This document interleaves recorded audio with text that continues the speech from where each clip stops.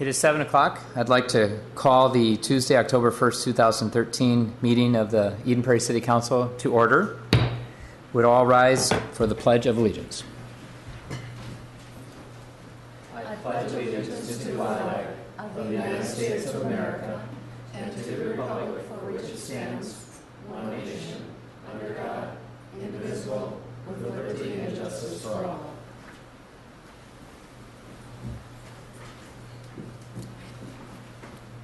Thank you for coming out this evening, and we welcome also anyone watching from home. These also get replayed several times throughout the next week. I'd like to make an announcement about an open podium invitation, which is a constant at our meetings on these first and third Tuesdays. Open podium is an opportunity for Eden Prairie residents to address the City Council on issues related to Eden Prairie City government before each council meeting. Typically the first and third Tuesday from 6:30 to 6:55, this open podium takes place here in the council chamber. If you wish to speak at open podium, it's helpful to us, so please contact the city manager's office at 952-949-8412 by noon of the meeting date with your name, phone number, and subject matter. If time permits, after scheduled speakers are finished, the mayor will open the floor to unscheduled speakers. Open podium is not recorded, it's not televised. If you have questions about open podium, please contact the city manager's office. I'd like to move now to the approval of the agenda and other items of business. Are there any items to add, delete? Mayor, there's one item on Goldenrod for consent. It's an agreement between the city, mainly with our public safety agencies in Hennepin County, for an agreement related to accessing CAD data and communication between our police and fire department, other dispatch centers, and the county. So this is item F. This is item F. Great. Are there any other items to add from any council members? I would like to add one. Mr. Getchell, if you would be willing to give during city manager report time just a brief comment on any implications or ramifications of a federal government shutdown on municipalities, and particularly on Eden Prairie, just for our residents' information. Sure. So with the addition of the one consent item, is there a motion for approval? Move approval. Second. Any further discussion? All those in favor say aye. Aye. Opposed? Passes unanimous. Is there a motion to approve the council workshop that was held Tuesday, September 17th? So moved. Is there a second? Is there a loud second? Second. An audible one. Any comments or any changes needed in the workshop minutes? All those in favor then of the workshop minutes as they stand say aye. Aye. Opposed? Unanimous again. Could I have a motion to accept the minutes of the City Council meeting held Tuesday, September 17th, same day, 2013? So moved. Second.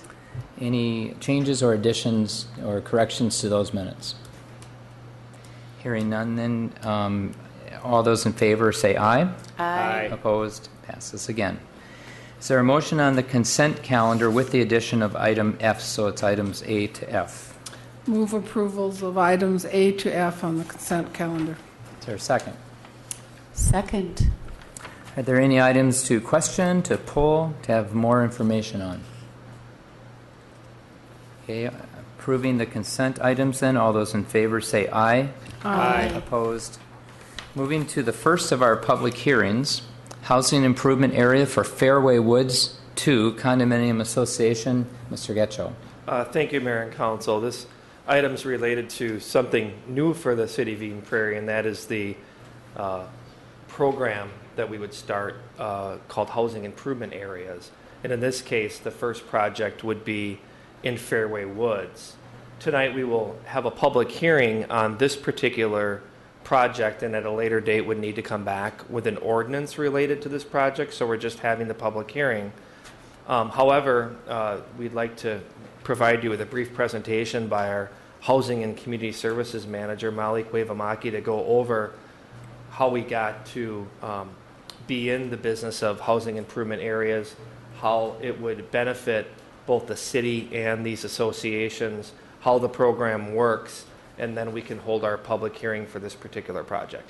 Great. Mrs. Quivimaki?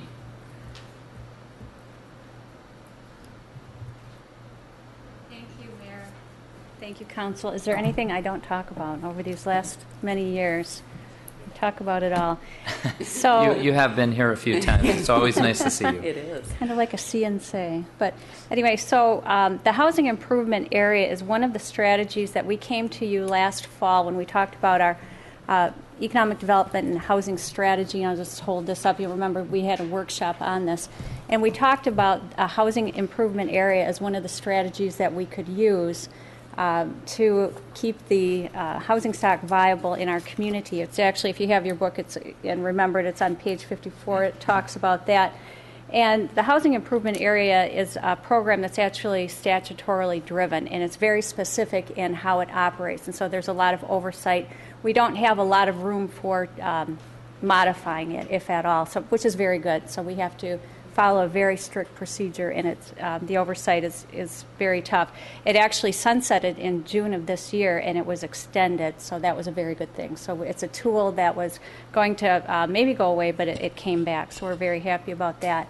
A housing improvement area is a tool that designates a housing homeowners association in one part of the community that needs assistance, financial assistance, to make the necessary structural upgrades to keep the association, the houses viable. And so there are a couple of things that have to happen. It has to be last resort type of financing. So it has to, the homeowners association has to prove that if they didn't get the assistance from us, that it would be too burdensome for the property owners to be able to make these. And so therefore, it's possible that the property could decline quite rapidly. The other eligibility is that it has to be common. It has to be areas that are common to the whole association. So it isn't individual remodeling of any kind. It has to be structural, siding. It can be driveways, grading, things like that. So this is our very first one, so we're very excited about it.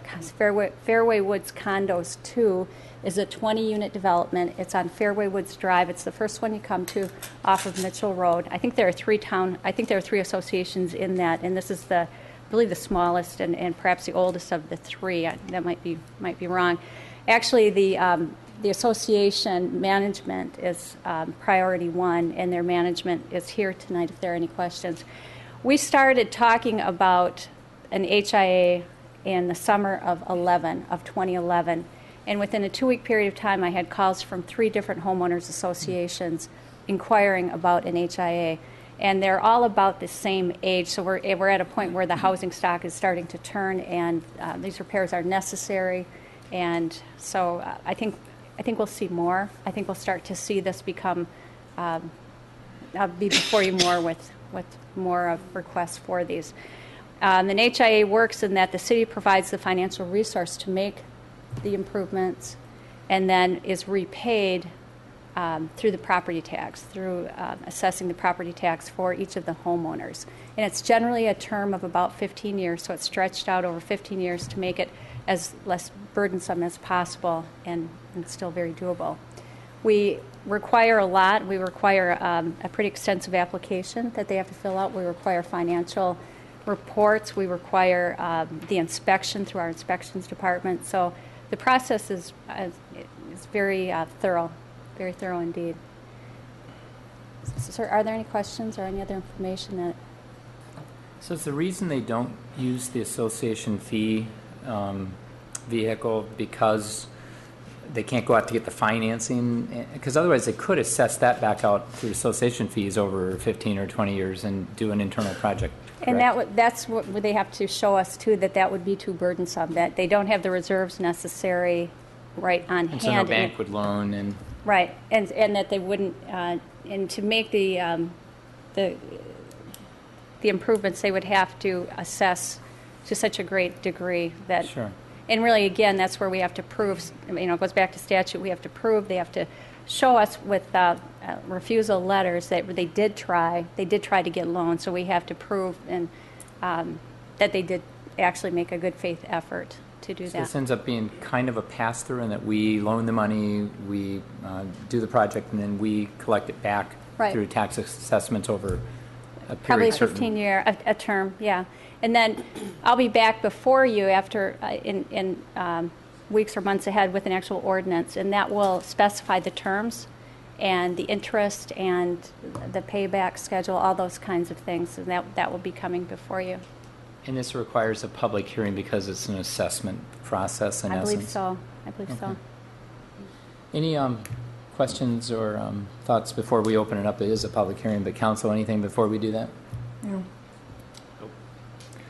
So there Anything is else, one Molly? homeowner from Fairway Woods here that they didn't want to be identified, but they're very excited. This is a group that's worked very hard, and Priority One Property Management has worked very hard to get the group to this.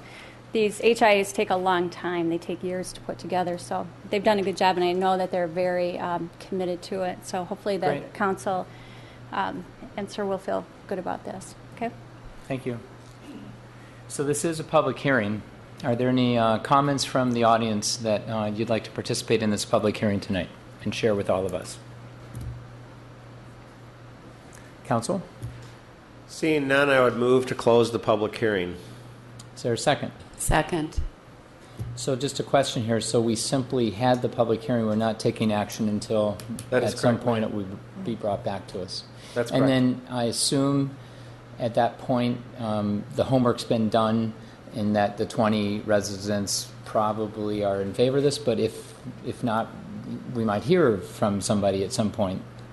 They don't have to, in other words, unanimously be in favor of this. So far, it's in our packet, I think it stated that they were unanimously in But I'm just favor. saying for future reference, if an Oh, HIA came to us, right. it might come with, 38 out of 42 or something and some angry people, but we would do this because the association leadership brought this to us. That's correct. And you obviously will discuss, debate, and vote on each particular project Right. on its own merits. Right. Okay, the motion's been moved and seconded to close the public hearing. All those in favor say aye. Aye. Opposed. Our next public hearing regards the United Health Group 2013 amendment, and I happen to be employed at United Health Group, and therefore I will be leaving this chair and turning it over to Sherry Butcher Wickstrom, council member, to lead the meeting. I actually will walk out of the chamber to remove any perception of conflict of interest, and then I will come back at the conclusion of the vote.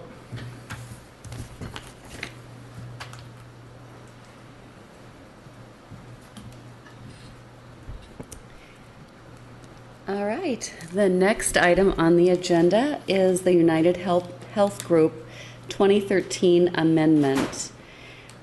So I'd like to have the city manager review that and talk about that agenda item. All right. Thank you. Mayor and Council, this is a United Health Group project. We're very familiar with this. Back to us again for some revisions to their plan. A request for a planned unit development concept review and a district review and a zoning district amendment within the office zoning district and a preliminary plat on their 71 acres at 11155 62nd Street West. The project, which we're going to hear about from the project proponent, has three main elements to it. The amendment to the plan has three main elements. One is simply a replatting of the property for mortgage purposes, and then with that there would be waivers associated to those different lots with that. The second would be to approve an updated sign plan based on knowing quite a bit more regarding the operations of their business. And then the third is related to some changes to landscaping and tree replacement as well. So this is an update to their plan with those actions, and the project proponent is here to go over those items, answer any questions that you may have, and then you can hold your public hearing.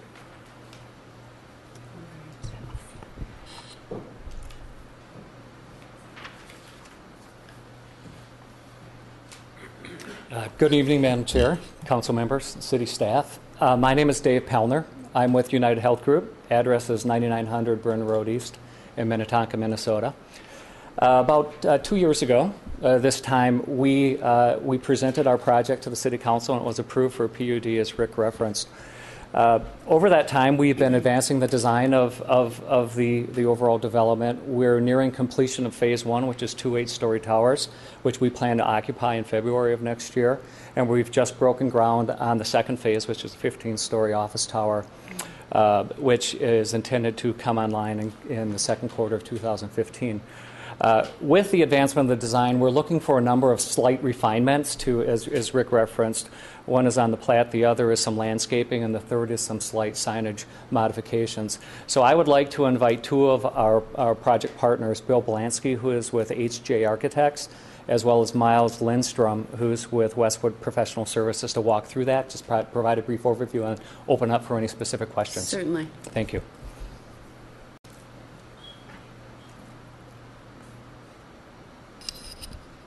Dave just asked me to provide a brief overview of the actions related to the PUD and the platting. So if you refer to the graphic that's on the screen, the highlighted areas are the two existing lots per the current plat on the property that are developable. On the left-hand side, although it's a sort of a meandering shape, is a single lot that contains 3 office buildings and 2 parking ramps. And that lot encompasses the 2 phases that Dave just mentioned. The first phase with the 2 8-story buildings and the parking ramp that you now see along Shady Oak Road. And then in the future, the 15-story tower that was just broken ground on and the parking ramp south of it. The other lot on the east side of the property is for the last final phase of the project and another 8-story tower. This graphic shows the same area on the left-hand side, the original Lot 1, Block 1, and how it will be subdivided by this action into 2 lots. One that encompasses the first 2 towers and the parking ramp on the west, and then a second lot for the 15-story tower and the parking ramp on the south. There's actually no physical design changes in the PUD, but because there's now a common lot line running through the middle of this rather intensely developed area, there's a need for some additional PUD waivers, primarily for setback conditions. And then on the east side of the property, another portion of the, or component of the plat, is the conversion of 4 lots that were committed to for future LRT use into a single parcel that is set up for dedication for LRT use. This graphic shows the landscape component that Dave referred to.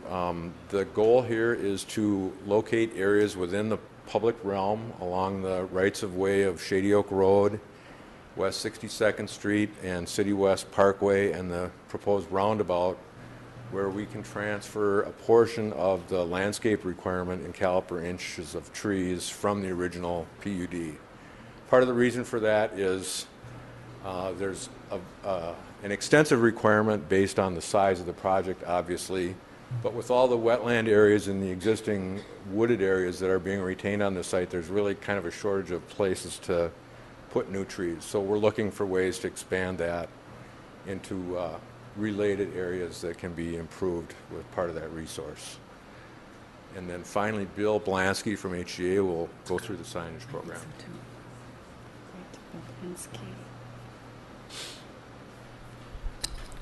Madam Chair and other members of the Council and the City, a project of this scale has numerous issues that relate to signage on the property.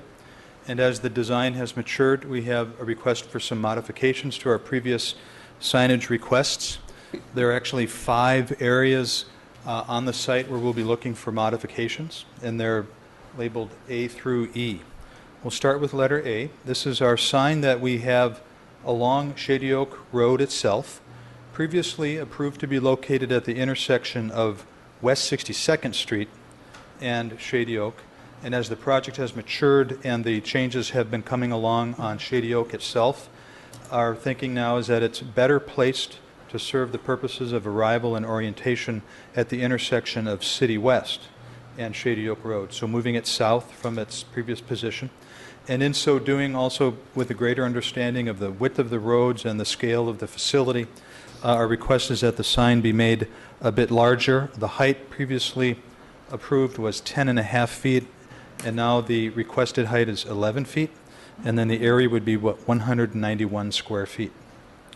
Our second area of request is in the area that relates to the signage that is within the site, and there are two signs that are along a north-south new running road called Optum Way. And on that road, we have two signs that had previously been approved at 50 square feet and given some modifications to our approach to the landscaping and the installation of sort of a restored prairie aesthetic with taller grasses. We would like to have that sign now be 59 square feet each. And there would be two in these first two phases, and then a third sign that would be part of a future phase sometime down the road. The third area of signage request is for directional signage that is inside the property. So this signage is, according to our PUD, really can have an unlimited number of these signs at 6 square feet each. And our request is to limit the number of signs to just 9 total, 6 in this first construction period, and then 3 more that would be in the future phase. And that each of these signs would be at 14 square feet each. So that the drawing on the screen right now shows the size of those signs relative to, there's a car in the background and a human figure on the left. And then this image gives you a sense of the size of those signs on the roads that are internal to the campus. These signs really are not visible off the campus from the outer neighborhood that surrounds the project. Area D of our request is for the signage that indicates the building's occupant, which is right there at the front door of the facility, which we're calling, the first one is a logo sculptural sign. It's the image of the company's logo, which would be a more artfully done sculpture in the courtyard that is in the center of the overall campus and development. This sign would be 491 square feet in area if you were to draw a rectangle around the whole shape of the sign, but it's actually a designed shape that would not fill that whole area. And our request is that this would really help us for our internal wayfinding on the campus, and again is only seen once you're inside the campus, well within the perimeter area, and is not seen from the local neighborhood. In our second request in the area of building signage that's right inside our courtyard is for a logo sign that would be on the building itself, right near the front door. And again, this is a sign that is only seen from within the property and within that entry courtyard, not seen from the perimeter of the site. And I make that point because our last one, letter E, is signage that is intended to be seen for wayfinding coming in from the crosstown, Highway 62, and from the south on Shady Oak. And our previously approved proposal, when we were only really working on the first phase with the 2 lower 8-story buildings that are currently there and can be seen, was to put one sign on the top of each of those buildings.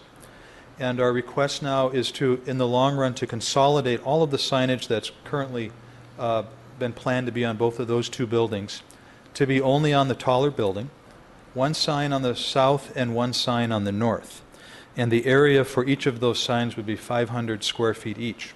And take note that neither of these signs can ever be seen from the same vantage point.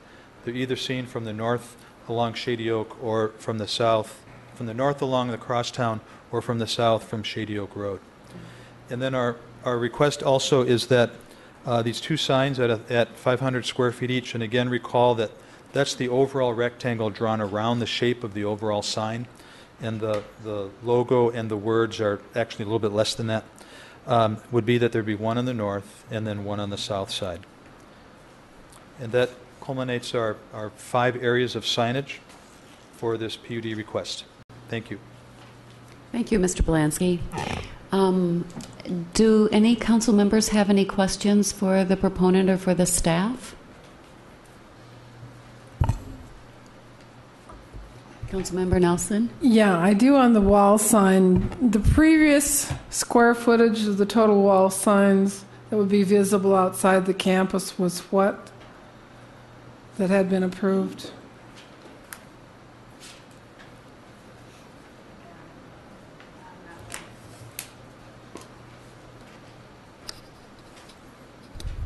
Madam Chair and the council, the previous approved signage for the wall signs that would be on the building were 2 signs at 200 square feet each for a total of 400 square feet for the phase 1. So you're asking actually for 1,000 square feet?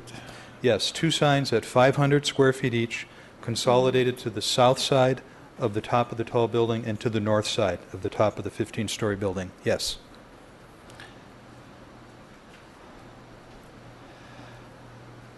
Do you want more now or for discussion? For me, this is the one piece that is fairly controversial on this, though, given the height. But what we've previously done in the past for square footage, this is much, much bigger than we have approved to date, I believe.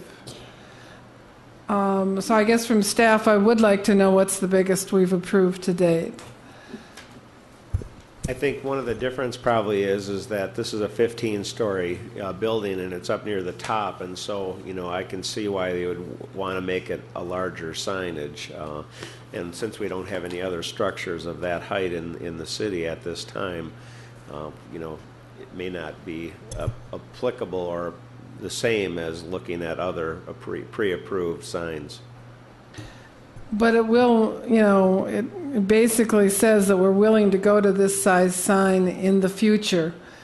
And that's my only problem with it, because we have made people with fairly tall buildings, the buildings that's right by that hill coming in on 212, they wanted a much bigger sign than we ultimately gave them, way back a long time ago. Yeah. And it's worked out okay, but that's not as tall as this is, I grant you. So, and we've let people combine some of the signs to make for a bigger sign. I think possibly Best Buy or Target did that. But this is taking what had been 400 and bumping it up 2.5 times to 1,000. So it's a big precedent setting. I'm not saying it might not be the same size, but I think it's worth some thought. Could we have the Community Development Director, Janet Jeremiah, comment on that? Your Honor, Councilmember Nelson, I don't have the exact sizes of the various variances that we've approved in the past, but my understanding from planning staff is that this is fairly commensurate with the other variances that we have approved for large buildings. The difference here is that usually we're looking at one large building at a time, and they have an entire campus. Mm-hmm. And I did look at some of the math, and if you look at the total signage packages and where they're over and in some areas where they're under what would be allowable, you're approving a total of 574 square feet of additional signage, or about one of the large wall signs. And again, if you look at individually the size of the buildings compared to other, we do have the 13-story office building, which I think you're talking about, visible from 212, but we have approved variances for taller buildings with distance viewing from highways and such. So looking at those comparatively, we do think this is fairly commensurate, but I can't give you all the exact numbers tonight. All right, thank you. Well, this is a public hearing. Would anyone like to open the public hearing? Move to open the public hearing. So this is a time, if there's any comment from the audience, that you can come up to the podium and speak your words, have your comments. Anybody from the audience? Seeing none, I would move to close the public hearing and adopt the resolution for planned unit development concept review on 71 acres and approve the first reading of the ordinance for planned unit development district review with waivers and zoning amendment in the office zoning district on 71 acres and adopt the resolution for preliminary plat on 71 acres into 3 lots and direct staff to prepare a development agreement incorporating staff and commission recommendations and council conditions. Second. Madam Chair, if I could just make one comment. And I was talking to the applicant's attorney. The preliminary plat identifies an LRT way, and we're obtaining through the development agreement the dedication of the LRT line at that location. And we need some further conversation about how this works, and so that should be one of the points of conditions of the approval of the preliminary plat, that we have satisfactorily resolved the dedication issue. I think this will do it, but we just need just a little more time to discuss that.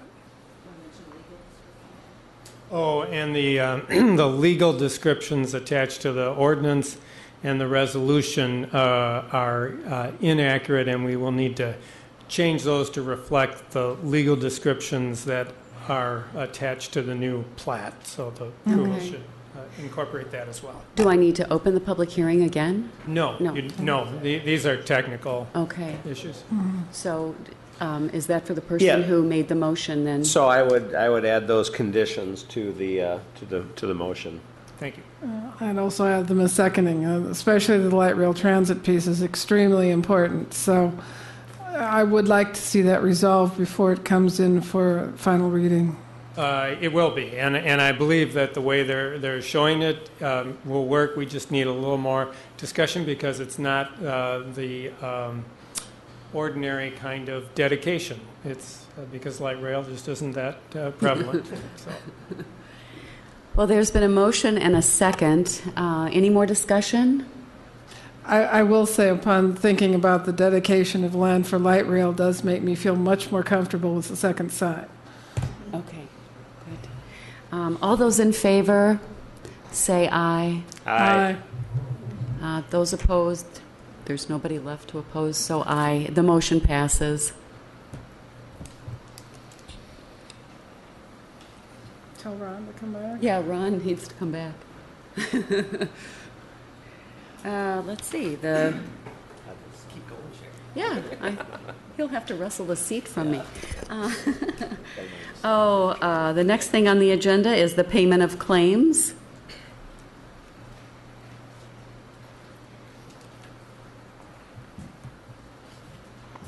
You're taking your sweet time. Say what? I didn't think you'd want to give that back up. You did a great job. Thank you. So, payment of claims. Is there a motion for approval of payment of claims? So moved. Is there a second? Second. Are there any items you wish to question or spend a little bit more time on? No. Okay, all those in... roll call, please. Councilmember Aho. Aye. Councilmember Butcher-Wickstrom. Aye. Councilmember Nelson. Aye. Acting Mayor Case. Aye.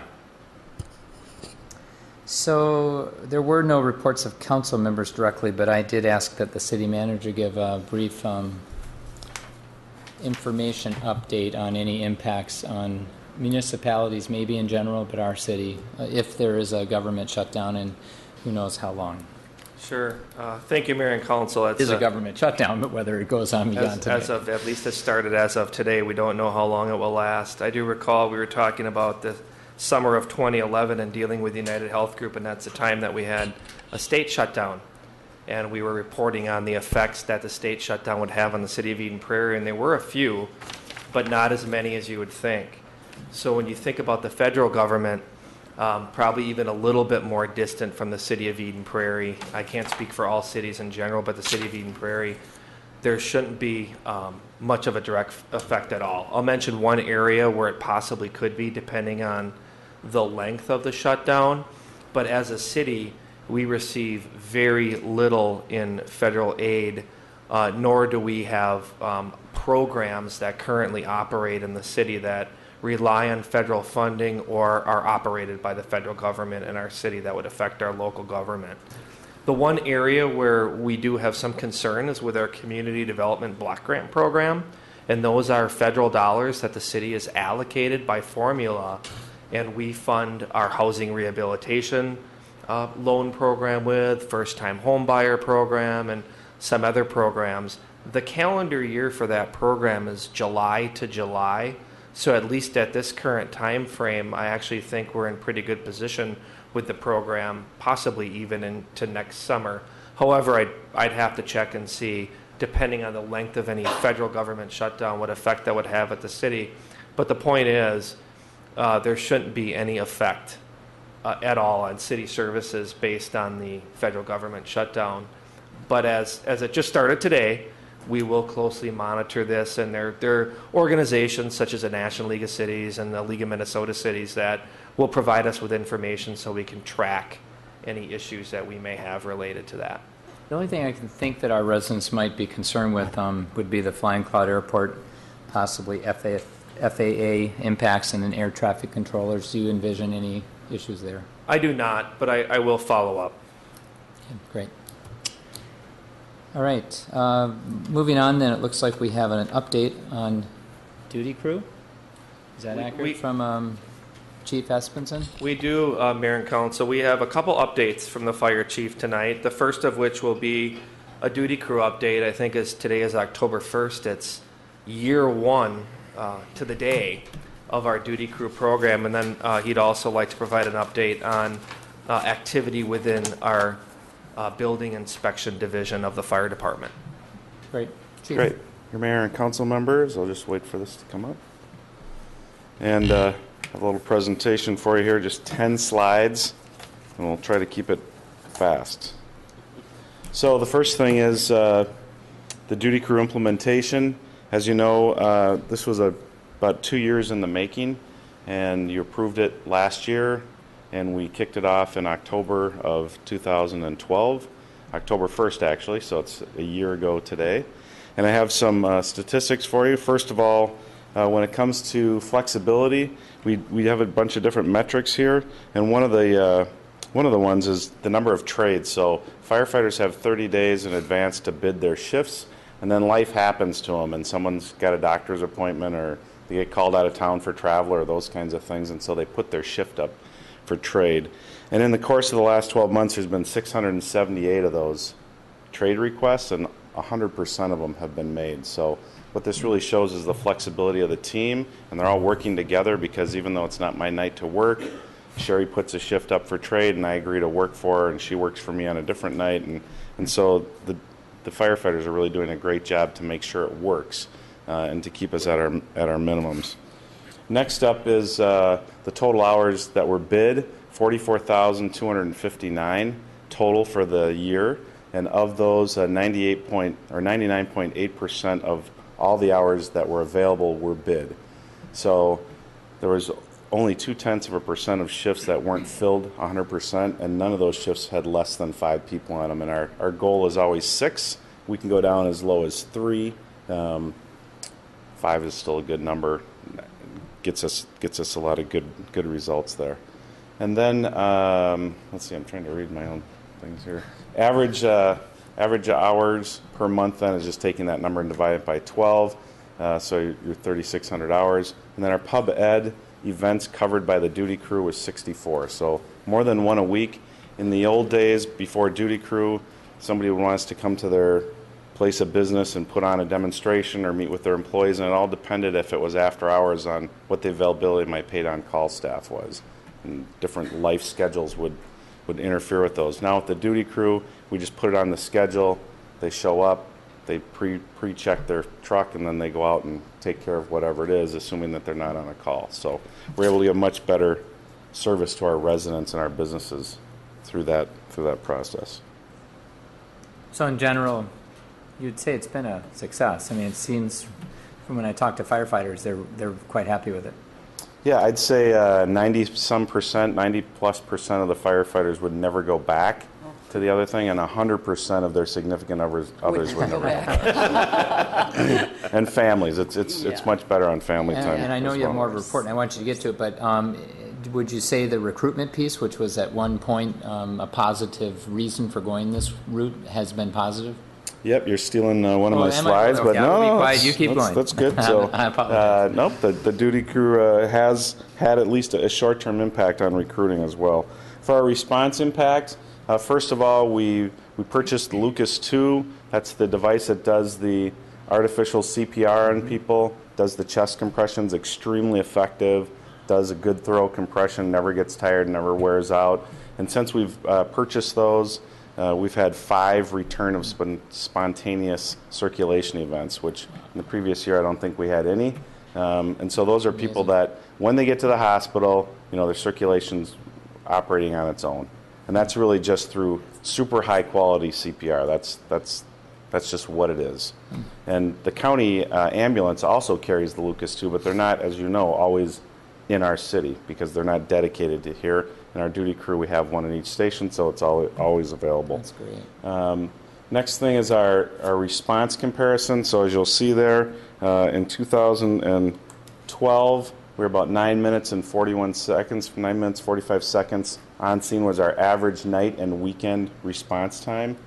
And with the duty crew, same period to structure fires, 6 minutes and 41 seconds. So we've improved it by about 3 minutes. Our bogey has to have about a 4-minute improvement. We're still ironing some little kinks out, some things to make it easier for the firefighters to respond to the quick trucks more rapidly, etc. But we feel we have a good handle on that, and we should be maxing out at that 4-minute bogey pretty quickly. So, George, I just have to wave your flag here a moment and take an advantage of this, but knowing personally from our end cherries, 2 of us have had house fires up here, but you always told me a house fire doubles every minute. Every 45 seconds, correct.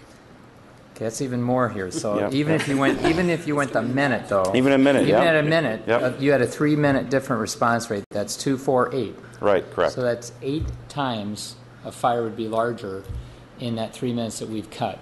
So that's incredible. Yeah, that's exactly right. And one of the things that my firefighters keep saying is, I wonder what it's going to be like when we get there, when we get to one of those really big ones. Well, when you're getting there 3 or 4 minutes earlier, you're holding it to room and content more frequently. You may not have That's the not big to one. say, we had one on Leaping Deer Lane on, I can't remember, we had a big thunderstorm that came through, and that one did get way ahead. The homeowner didn't call us until the whole sky was lit up, and less there. But all these other fires that have started as room and content have been held in check. Well, this is what we had hoped, and so to hear that our desires for this program are being accomplished, that's great to hear. Keep Yeah, going. I definitely think we're on the right path there. Next up then is the staffing variability. So when we originally put this model together, our authorized maximum is 95.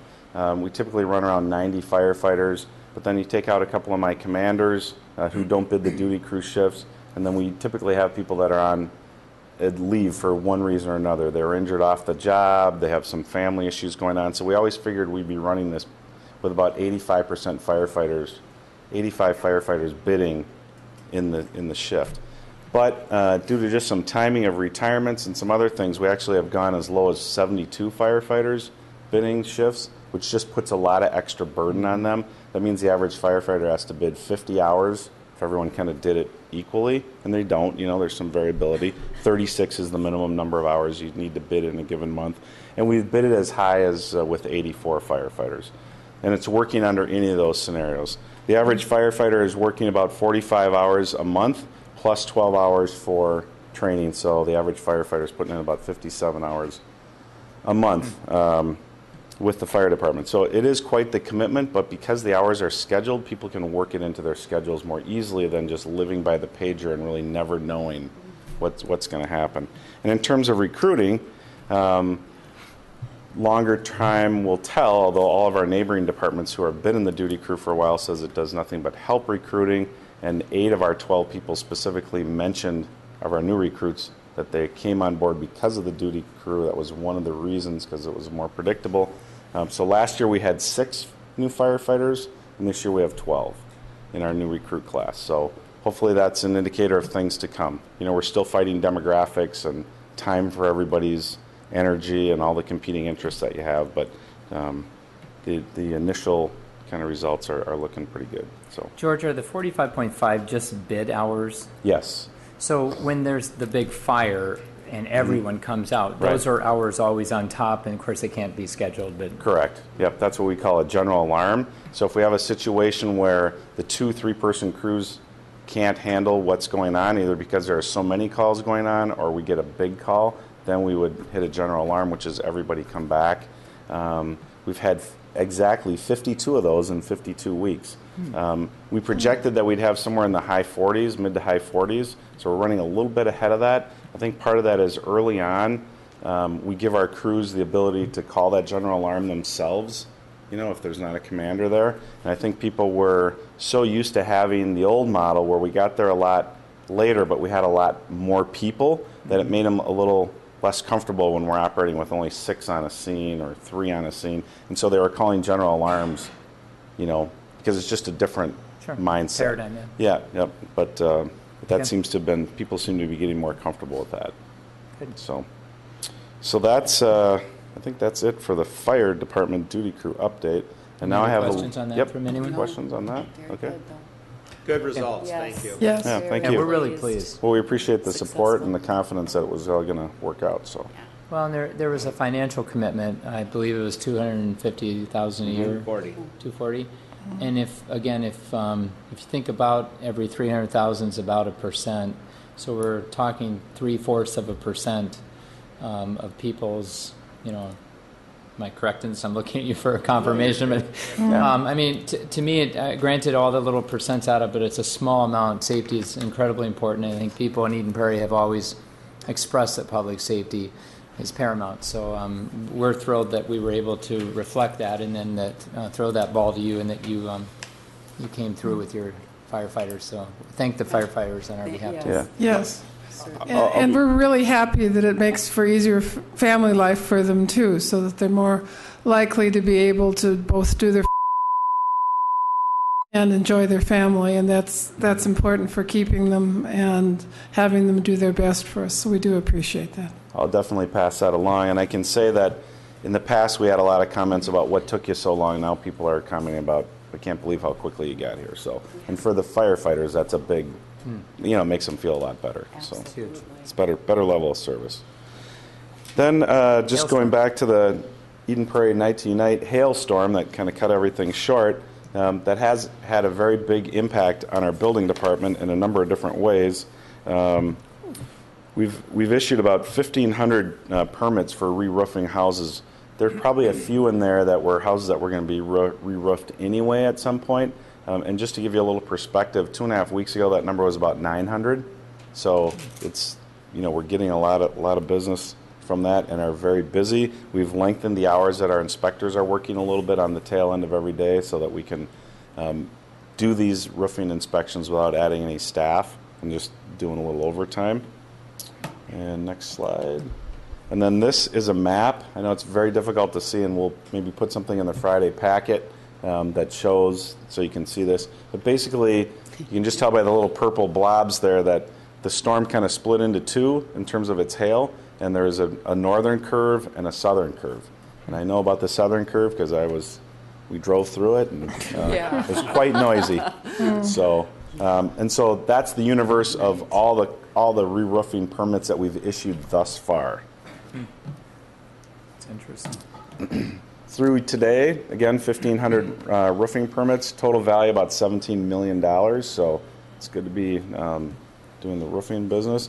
And permit fees to date, this is our standard permit fee schedule that we use on all projects, is about $400,000 so far for permit revenue fees. So the $408 million we didn't actually collect, because if we did, we've got some spending to do. I'm sorry, what? I think the slide is wrong. Oh, yeah, I'm sorry. That's, I don't know. $408 million, that is a big number. Yeah, so to take care of the whole city budget. More than the value. We could probably help the federal government on that one. At least to make a dent in a couple minutes of their spending. I know we have a pool project, so we're just trying to help out. Of those 1,500 permits, then, just to show you the impact of our e-permit system, 1,000 of these permits have been issued using our e-permit system. Really? And I happened to sit next to a woman who works for a contractor, and they do a lot of roofing in one of the classes I'm taking, and she was commenting to me about how great Eden Prairie is to work with. She said, your building inspectors are great. They come out, they give us good advice, and she said, and we especially love the e-permits. That's how we get all of our permits, because we don't have to send our people in wait in line, spending all that time in salary and energy and gasoline and all that kind of stuff. So it's really kudos to Kevin and the building department for having the vision and pushing for the e-permit system several years ago, and it's really taken off, and you just see it more. And this is a really great example of how well it helps not just the individual homeowners who can use it, but these contractors too. Smaller contractors, they can't afford to be having people standing in line. So that's good to see. And then this is the same map, but what we did is we circled some zones of total number of houses. And I know, again, this is very difficult to see, but in the big swath, there's about 5,100 homes there total in that swath of the city, 5,100 single-family residential roofs. And we anticipate that when it's all said and done, about 50% of those are going to get replaced. So that's 2,500. And then about 20% of the rest of those roofs equals about, we think conservatively, around 3,300 homes will get new roofs. Wow. So we're about halfway through the project, and we believe that might be conservative. Probably a lot of those aren't going to get done this year because we're heading into fall, and when it gets cold, that's not a great time to be doing roofing, is through the winter months. And so like the storm, I believe it was of 97, 98, or 96, 97, I can't remember. 7-8. 7, we got 8. re-roofed in that one. Yeah. Okay, so it was about 4,000 that year. It was a much broader swath. About a little more than half got done in 97, and then the rest of them got done in 98. So we expect to be a carryover. And depending on what happens with some of our other commercial projects in town, we might be bringing on some part-time people to do those roofing projects. Things like UHG and some of the other bigger projects that we have coming down the pike might drive the necessity for that. But we feel like we'll be in a good position to manage it. And then just one last item with all this. I just got the building permit revenue numbers through today. We're almost to 3.1 million, just a hair over $3 million in revenue. This could be another record year. It could be near $4 million in what did we building budget? permit revenue. What did we expect? 1.6. I believe it was 1.7. 1.7 was the budget, and so you may recall last year the budget may have been 1.7 as well, or 1.6 or 1.7, and we brought in 3.5. So as the chief says, we're going to clear that again, and you also may remember from all of our budget discussions, the number that we've put in for the next 2 years is $2 million, because we know that we want to have a long-term plan for the money, that if the revenue doesn't continue to come at that level, we'll smooth it out over a longer period of time. And as the chief said too, with the UHG project you heard about tonight and all those roofs, there is a lot of labor and staff associated with that. We're trying to manage that with whether it be contract work or temporary work without adding more full-time equivalents related to that work. But it's starting to stretch us a little bit, but we're trying to manage it. Would you call this a windfall gain? Moving on. This is interesting. This conversation's incredibly reminiscent of the late 90s when we established the infamous Revenue Stabilization Fund exactly for this reason, because we had extra resources coming in and we wanted to round out the dips. Well, it's just difficult to do that when you have $5 million sitting there and not sure exactly how to use it. So we should probably talk more now that we've had 2 straight back-to-back years of some extra money, how we want to actually truly dedicate that right into filling the valleys in the future. So we plan to. So people understand that, and we have a plan. Very good. All right. Yeah. Great. Thank you. Great. Thank you, George. Very nice reports, both of them. Is there any other business to come before the city this evening? City Council, I should say. I'm sure there's more business to come before the city. I would entertain a motion to adjourn tonight. Move to adjourn. Is there a second? Second. All those in favor say aye. Aye. Opposed? This meeting is adjourned.